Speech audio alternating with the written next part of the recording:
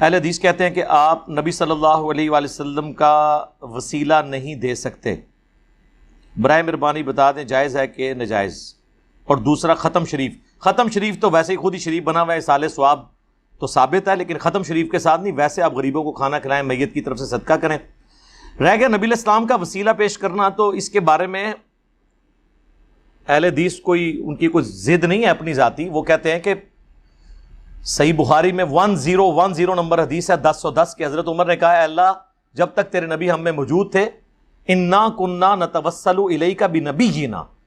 ہم تیرے حضور متوجہ ہوتے تھے اپنے نبی کے وسیلے سے، یعنی ان کی دعا کی برکت سے تو ہم پہ بارش نازل فرماتا تھا، اب ہم ان کے چچا کو لے کے آئے ہیں۔ تو حضرت عمر کا یہی عقیدہ تھا کہ رسول اللہ کی وفات کے بعد چونکہ اب ڈائریکٹ حضور سے کمیونیکیشن نہیں ہو سکتی، تو حضرت عمر وسیلے کا مطلب یہ لیتے تھے کہ رسول اللہ سے دعا کروانا، تو وہ قبر پہ تو ممکن نہیں ہے، تو پھر حضور کے قریبی ساتھی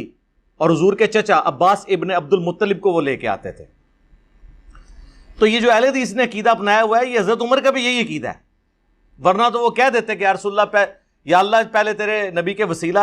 ان کو ساتھ لے کے آتے تھے، اب ہم ان کی قبر پہ حاضر ہوئے ہیں، ان کے صدقے بارش نازل فرما دے۔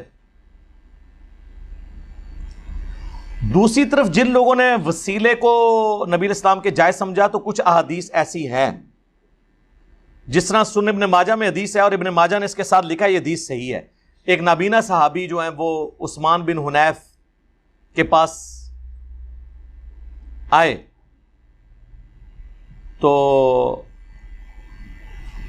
عثمان بن حنیف روایت کرتے ہیں کہ ایک نابینا صحابی تھے، وہ رسول اللہ صلی اللہ علیہ وآلہ وسلم کے پاس آئے، تو انہوں نے کہا یا رسول اللہ دعا کریں میری آنکھیں مجھے اللہ تعالیٰ لوٹا دے۔ آپ نے فرمایا صبر کر لو تو جنت ہے، تو کہتے ہو تو دعا کر دیتا ہوں۔ انہوں نے کہا یا رسول اللہ آپ دعا ہی کریں، ان کو پتا جنت تو ویسے ہی ہے، ان کے لیے تھی واقعی، وہ خالی خولی نہیں تھے جو کچھ بھی ہیں تیرے محبوب کی امت سے۔ تو صحیح بخاری میں حدیث ہے، حدیث قدسی، نبی علیہ السلام فرمایا اللہ فرماتا ہے میں اپنے جس بندے سے آنکھیں لے لوں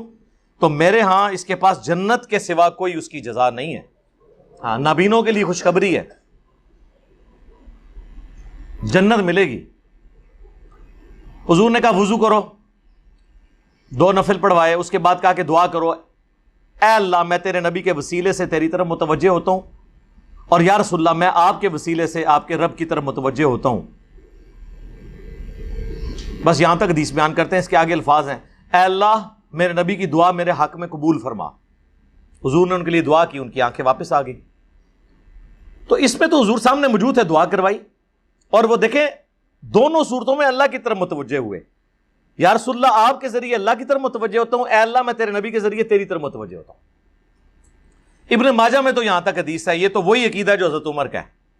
لیکن اس کی ایک روایت طبرانی میں بھی ہے، اور امام طبرانی اس حدیث کو صحیح سمجھتے ہیں۔ معجم کے اندر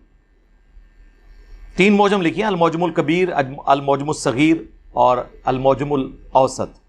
اور امام طبرانی اب کوئی چھوٹے بندے تو نہیں ہیں، امام بیہقی کے استاد ہیں امام حاکم کے استاد ہیں امام طبرانی، اور 360 ہجری میں فوت ہوئے ہیں، شروع کے ائمہ میں سے ہیں۔ وہ اس روایت کے آگے ایک اور حصہ لے کے آئے کہ حضرت عثمان غنی کے دور میں ایک شخص مقروض تھا، یا کوئی اس کا کوئی مسئلہ تھا، کوئی حاجت تھی، وہ حضرت عثمان کے پاس گیا، تو حضرت عثمان نے اس کی طرف التفات نہیں کیا، تو حضرت عثمان بن حنیف کے پاس وہ آیا، تو انہوں نے کہا تمہیں میں ایک دعا سکھاتا ہوں جو میں نے نبی علیہ السلام سے سیکھی ہوئی ہے،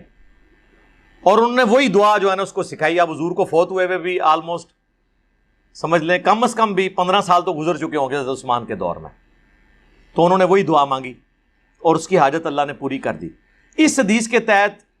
امام طبرانی اور اہل سنت کے بعض ائمہ کہتے ہیں کہ نبی علیہ السلام کا وسیلہ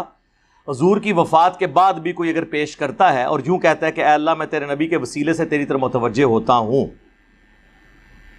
اور یا رسول اللہ میں آپ کے وسیلے سے آپ کے اللہ کی طرف متوجہ ہوتا ہوں، اس میں حاضر و ناظر کا عقیدہ یا علم الغیب والا عقیدہ جو خود سے بنائے ہوئے ہیں انہوں نے، ایک تو وہ ہے جو واقعی موجود ہے، ایک جو انہوں نے خود بنایا ہوا ہے، وہ نہ ہو تو کوئی کر لیتا ہے، تو یہ کوئی یعنی بدعقیدگی والا مسئلہ نہیں ہے۔